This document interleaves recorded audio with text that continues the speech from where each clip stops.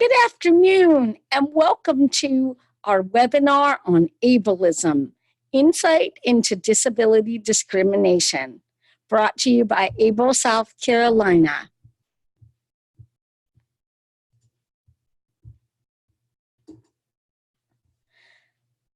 Hello, I am Dory Tempio. I am the Director of Community Outreach and Consumer Rights with Able South Carolina.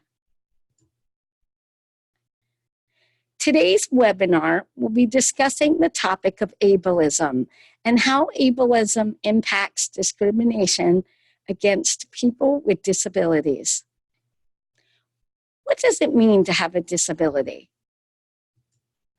According to the Americans with Disabilities Act, or ADA, a disability is defined as a substantial limitation in being able to perform one or more major daily living activities. These activities can include working, cooking, cleaning, personal grooming, reading, writing, communicating, any activity that we all do every day to be successful. People with disabilities can do these activities, they just do them the non-traditional way or with reasonable accommodations and supports. In 2010, the U.S. Census was conducted, and at that time, there were 56 million Americans in this country with a disability. Of that 56 million Americans, 1 in 10 are defined as having a significant disability or fall under the definition defined by the Americans with Disabilities Act, or ADA.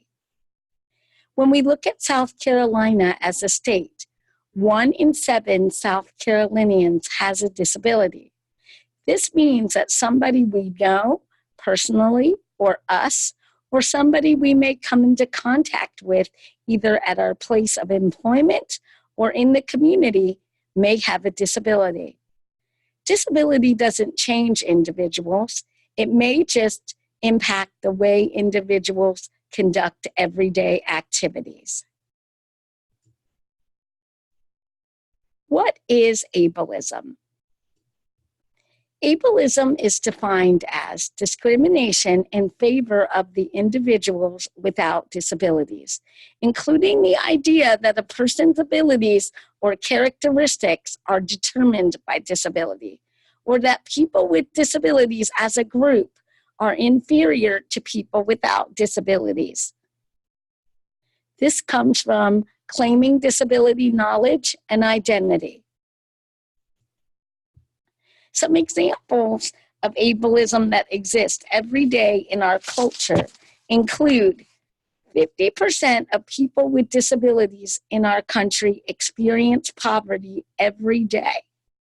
It is also still legal to forcibly sterilize people with disabilities. And then the unemployment rate of people with disabilities has never been below 70% in the United States. Ableism can impact people's attitudes, especially people who may be in decision-making or power-making roles.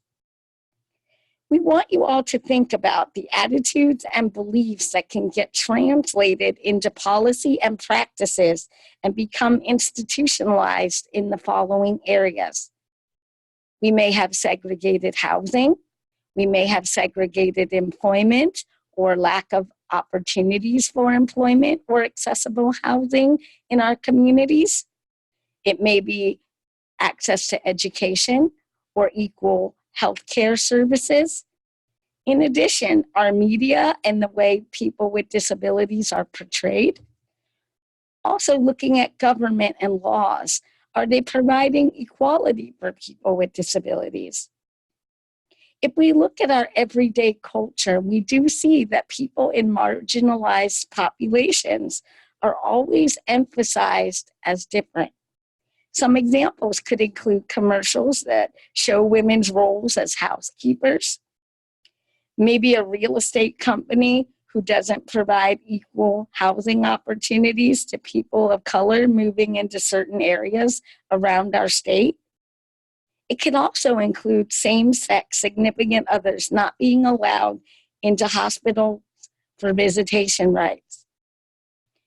People with disabilities are also impacted by ableistic thinking and discrimination by the fact that still in 2020, students with disabilities have to deal with so much bureaucracy and levels of bureaucracy in order to gain equal access to education. Some of the beliefs that foster an ableistic culture or an ableistic mindset are the idea that people with disabilities, they're often thought that they embellish difficulties and that people with disabilities focus on what they can't do or get done rather than what they can do. Also, the idea that people with disabilities are seen as helpless, vulnerable, dependent individuals who are innocent and childlike. There's also some thoughts that people with disabilities are bitter because of their conditions.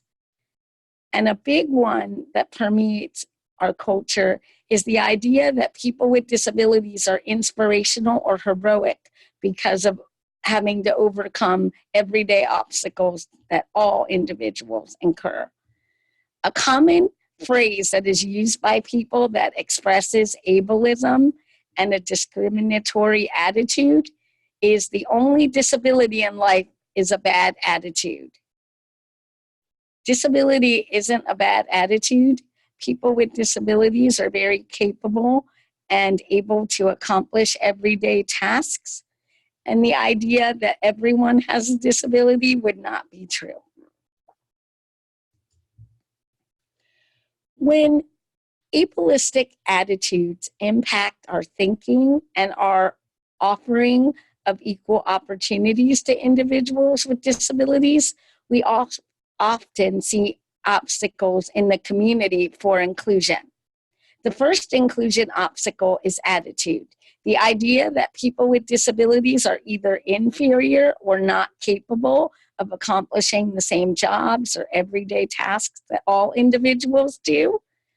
The lack of programmatic barriers that individuals with disabilities may need to accomplish community tasks or employment.